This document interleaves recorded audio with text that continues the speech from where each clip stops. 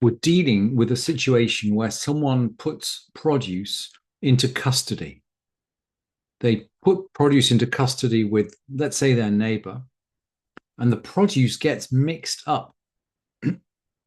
So we learned, for example, that if it's wheat, then the custodian is going to return slightly less than the amount originally lodged because of wastage or shrinkage. And we said everything goes according to time and quantity. So we know, for example, that in the summer, wheat is going to shrink as it dries up. And by the way, in the winter, it's actually going to expand as it gets damper. So when you deposit stuff with your neighbor, if it's all mixed up with his and you have to measure to get it back, well, the measurement is going to include an allowance for time. And it's actually the same with wine. So with wine, yotzilo shtut layain. With wine, he deducts 1/6. Rabbi Yudah Omer chomesh. Rabbi Yudah says a fifth, and this must be for evaporation. And of course, we already know that in terms of when you're keeping a wine cask today, you get a certain amount of evaporation. Yotzilo shloshet lagim shemen lamer. With oil, he deducts 3 logs in 100. That's basically 3%. I mean, oil doesn't evaporate.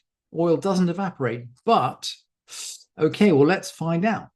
Log umechza shmarim, 1.5 logs for sediment.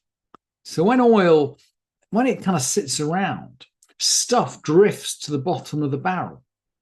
So we need to imagine now that you've deposited this oil in your neighbor's oil tank. So it's all mixed up. Obviously, when you get your oil back, you're going to get it back from the top of the tank. But your sediment, the sediment from your oil has drifted down to the bottom. It's sitting essentially in the bottom of your neighbor's tank. So we're going to deduct 1.5% for the sediment. And logu merza bella, 1.5 logs for, well, bella means swallowing. Swallowing. Now, what is swallowing here? Well, of course, the tank is swallowing. If it's tank made out of earthenware or it's a tank made out of wood, the fabric is going to absorb the oil as the oil is sitting in it. So some of your oil is sitting in the earthenware or in the barrel, and of course the custodian can't get it back. That's just lost. So he's going to deduct 1.5% for absorption. And the Mishnah continues, Im haya shemen mezukak eino yotzilo shmarim. If the oil's refined, then we don't have to worry about sediment. The sediment's already been taken out. So if the oil's Im haya shemen mezukak, if the oil is refined, we don't have to make a deduction for sediment. And as we've already discussed, everything goes according to the physical quantities of the object being deposited. The rabbis love to have the latest technology and the latest estimates. So they're going to distinguish between refined oil and unrefined oil.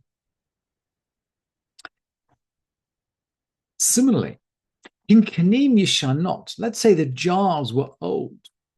So old jars don't absorb because their structure is already full of absorbed oil. So they're not going to absorb anything else.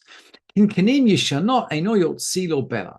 If the jars are old, he doesn't deduct for absorption. We don't have to worry about absorption.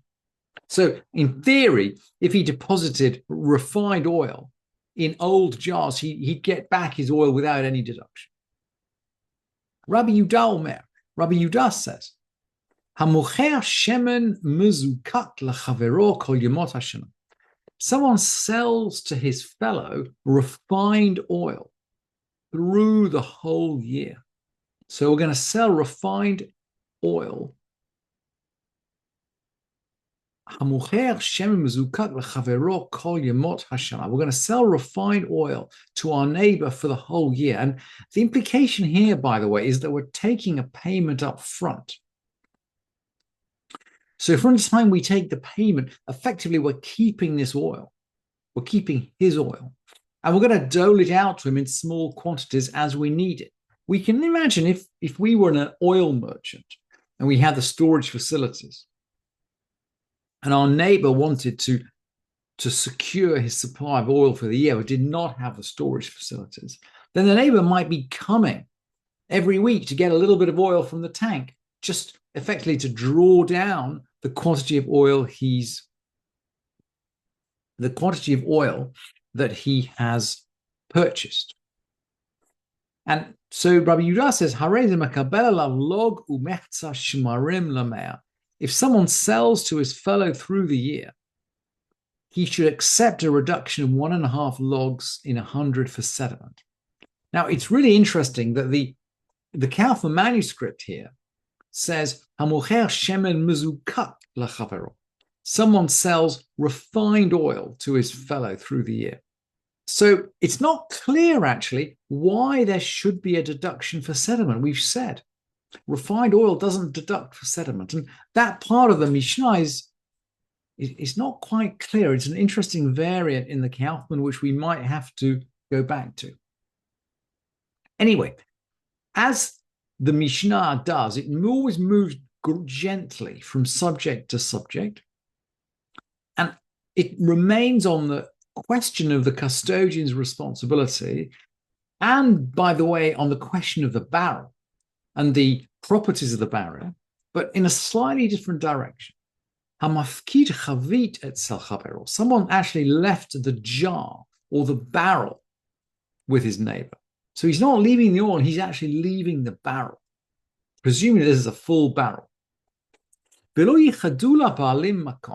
And the owners didn't assign it a special place. In other words, he just said, look, here's the barrel, you take care of it for me. And he moved it and he broke. He moved it and it broke. The guardian must have moved it and it broke. So who's going to be responsible now? The owner didn't actually say, oh yeah, you have to keep it here. So in theory, the guardian has got the right to move it. Let's keep reading in the Mishnah. If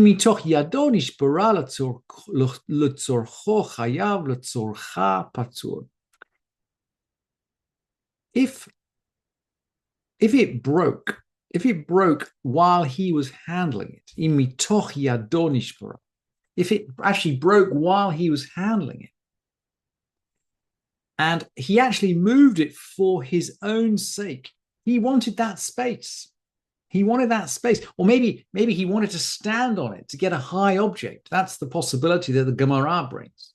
He wants to stand on the barrel to get something high. So he moves it into a convenient position and it breaks. He's liable. L'tzorcha patur. If he moved it for the sake of the jar, he's exempt. So let's say maybe the jar was in a dangerous position. He was worried that an oncoming ox would bash into it. He moved it into somewhere safer. At that point, he's exempt. And if it was broken after he put it down, whether he moved it for his reason or for the barrel's reason, he's still exempt. Let's say the owner had assigned it a special place. So the owner said, look, keep it here for me. And he moved it and it broke. It doesn't really matter whether it broke while handling or after handling. If he moved it for his own reasons, he's liable. He has to pay the cost of the barrel and of whatever's in it. If he moved it for its own sake to protect it, then he's exempt. And the Gemara is going to compare later in the end of the chapter. We'll see that the halacha compares someone who moves an object someone who borrows an object without the permission of the lender is equated to a thief, and a thief is really, well, he's liable for all damage. So that seems to be the reasoning behind the Mishnah. And maybe it's easier to see these out when they're schematic. It's a pity that the Mishnah doesn't have matrices.